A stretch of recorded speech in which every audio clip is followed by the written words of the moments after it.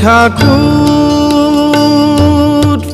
জীবন পথে চলতে গিয়ে করি যত ভুল, সে ভুল আমার হয় যেন গো তোমার পূজার ফুল। হে ঠাকুর জীবন পথে চলতে গিয়ে করি যত ভুল, সে ভুল আমার হয় যেন গো তোমার পূজার ফুল।